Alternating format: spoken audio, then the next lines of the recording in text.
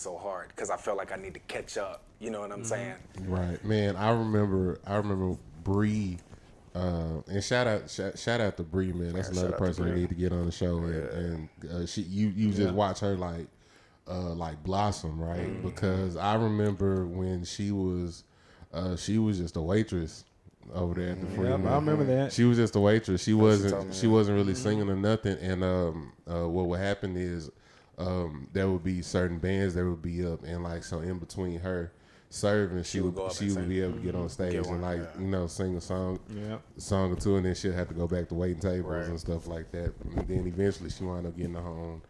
And she kept that residency for a little bit too. I think outside of the Fountain, right? His the longest residency at Freeman. Possibly. I think so, because I believe so. Because I didn't know. Be honest, I didn't know anything about the Freeman until the Fountain started hitting there. And I was like, I didn't know this place existed. Well, I mean, even I was back in, what was that, 2011, 12? Maybe. Man, it's that was a while back. Man, it's a long time, man. That's when it was just a small side. That was pre-big side. Yeah, just a small and that's why I say whenever I walked into the Freeman, like I've always known the big stage and the small stage. I've never just seen it as the small stage. That was back in Profit Bar. Profit. Profit Bar. It was a different gorilla back then. Yeah, man. for sure. But it's all good. Well, it's nice for you to show up. It's nice for you to be in the scene now. So, with you being one of the reasons that I thought it would be interesting to have you on because.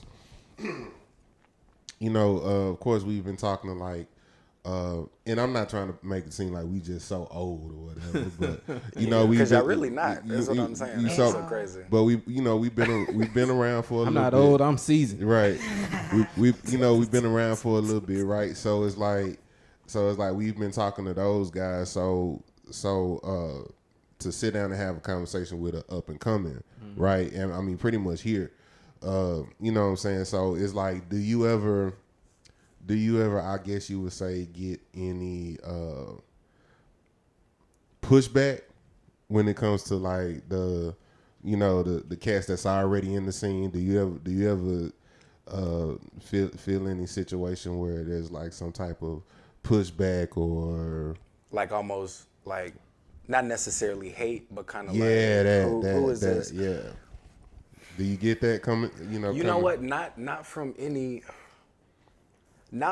of the older guys, like the seasoned, like the seasoned veterans, like you know what I'm saying. Of course, you guys, but like Cleon Edwards, or like Marcus Jones, Mike Mitchell, like any of those guys. Like if I ever had any questions or anything, like they made it known. Like when we were talking, hey, if you need anything.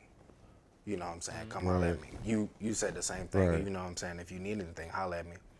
But it's been a couple of the and I guess I don't know, maybe it's because they've been in the Deep Ellum scene a little bit longer than I have. But it's been like maybe one or two. Yeah. One or two individuals to where it's like when I come around, it's just like the vibe is a little bit different. We know mutual friends, and then it's just like the vibe is a little different. It's crazy. Dwayne been like that for a minute, man. He's been like that for a minute. I really wish he would stop. Dwayne Berry, I really need you to stop hating. Gummy, I did not. Stop hating. You heard what this man said, bro. I heard you say his name. I heard you say his name. Dwayne Berry, I'm need you to stop hating on the. Oh, man. You stupid. Nah, that's the homie, man. That's the guy. That's my guy. I think I met, and I was sitting here earlier trying to think like when like we officially like linked or when like we officially met. I know. Well, that was that Jackie Download.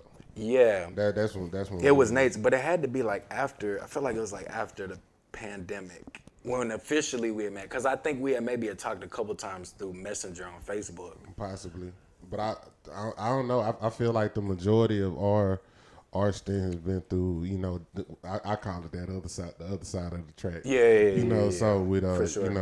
Cats Jackie like Jackie Download, CT Davis, that side of. Rachel Patman. Shout out to Rachel. Shout out to Rachel, man. We had her on the show little bit ago, man. Super dope individual. But yeah, so I think that's where and then we wound up finding out later on that we had all these mutuals on the other side. Yeah, on the other side. Yeah, you know what I'm saying. I remember having a conversation with Bree one time, and you know, about you. She was like, "Oh yeah, I've been to Jared." I was like, "Oh, okay, dope." Yeah, Cedar Valley, them days, man. Just the grind, bro. Right. Sessions, you know what I'm saying? Recording sessions in the studio. It was like 2 studios they had. They had a big one, then they had the original one that was in the big band hall where all of the lab jazz trios and everybody like performed. So yeah, that was the grind, man. I low key miss it. I'm not gonna lie to you though.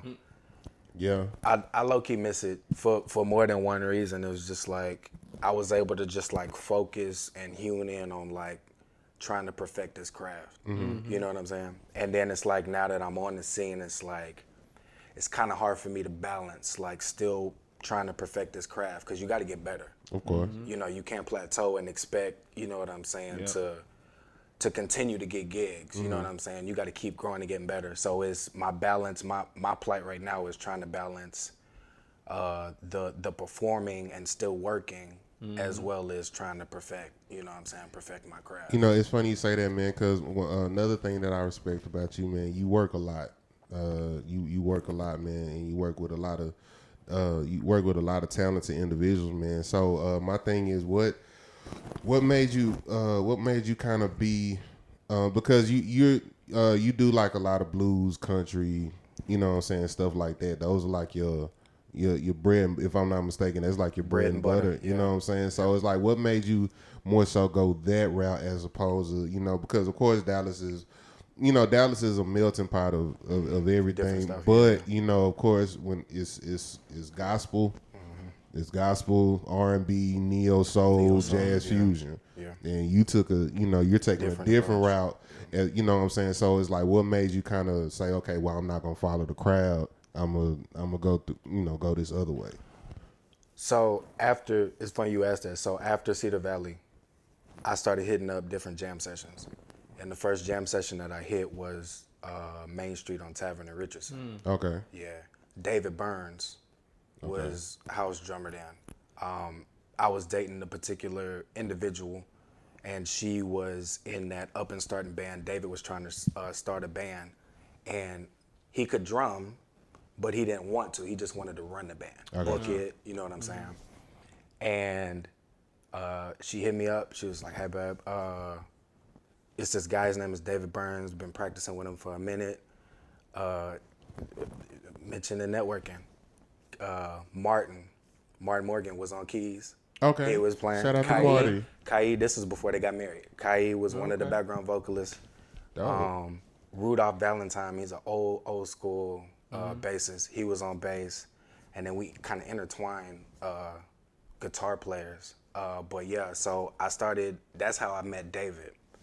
That's how I met C.T. Davis. That was the first time. The first time, literally, I played that night. That was the first time I saw C.T. Davis because he was working door. Was he fat or fatter? Oh my God. Sir, Jared, don't even answer. I'm not gonna answer it. I'm not gonna entertain this tomfoolery tonight. Hey man. Bruh. Hey man. Let CT see this. Let CT see this. I hey man. Hey man. CT's gonna be on. He gonna be on this couch here soon. I'm ready for it. So come on, man. So met David Burns. We never had a show. It was supposed to be Fantasy Live Show Band. We never had a show. Pandemic. This was at the end of 2019. Pandemic happened. Of course, turned everybody's world upside down. So yeah. And then I started hitting, shout out to Memphis, David Wright. David Wright put me on Balcony Club. He put me on Nate's. That was the first time the second or third time I saw Jackie Don.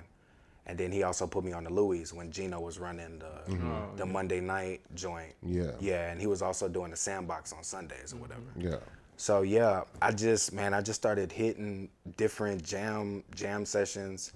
And I met Liddell also. Shout out to Liddell Farrell. I met Liddell at the Main Street on Tavern. We played one song, and he linked me into, what we call the other side of the track, the older season.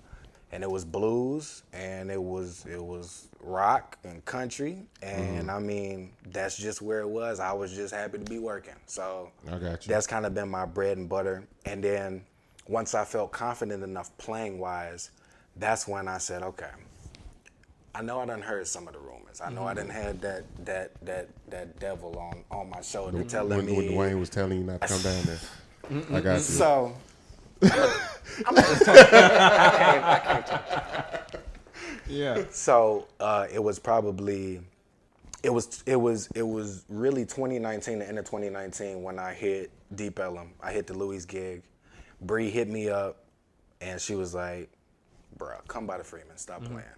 That's when officially I got to shake hands with Gummy. Yeah. So yeah,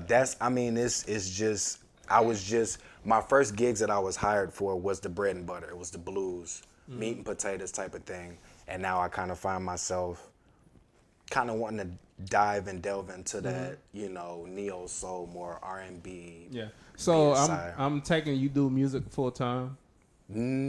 Yes, but I have a day. I got a day gig. Oh, you got a day. So I guess no. If we consider them full time, just music. No, I have a day gig. Okay. Yeah. So with you taking your gigs, I guess before was there a certain type of plan or something that you went by, like about going, or was it going just about it? No, really, to be honest with you, Lou, I was really just kind of going through the motions. So when I was at Cedar Valley, I was taking I want to say it was like a music business course, and his name was Richard McClure, really dope guitar player, UNT graduate, and he asked this question. He was basically like, so he's like, I got a question. If y'all want to gig, right? What do you think you need to do? Like if you want to gig in this Dallas scene, like right here or anywhere, it doesn't have to be just here. Yeah. And I raised my hand. Me being a studious pupil, I raised my hand. I was like, I got you. He's like, IJ, what you got? I was like, you got to practice. But you got to practice. Perfect practice makes perfect. Like you got to be perfect in everything that you do. He said that, he was like, bro, I hear what you're saying. Chill out. He was like, chill out. I love it. He was like, chill out, bro. He was like, nah. He was like, go where they play. Hit up jam sessions. Yep. He's like, hit up every single jam session that you could think of. Every single one. Rock, R&B, neo soul, jazz, country, gospel, whatever the case may be. Hit up all them jam sessions. So literally, I took that after I graduated, and my routine, because the Main Street on Tavern, that jam was on Thursdays. Every Thursday. I'm 75 North, headed there. I'm the first one there. I'm helping David Burns set up. So, yeah, man, there was literally no game plan. I knew that I would have to definitely add a conversation with Dave, and Dave was like, you're going to have to take some real crappy gigs. Like, under 100. Yeah. And at that point in time, I was like, I'm just happy to be getting paid to play drums. Yeah. So, you know what I'm saying? I couldn't imagine anything better. Now that I'm older, I know better. Yeah. But, yeah, man, it was, I really didn't have a map. I was just really just kind of winging it. And just trusting the process, you know what I'm saying? Knowing that if I wasn't at that point in time, man, if I wasn't working my day gig or if I wasn't practicing, I mean, I really wasn't doing nothing else. I was sleeping. Yeah. I mean, legitimately, hours. I had a key. I'm not at my grandfather's church anymore.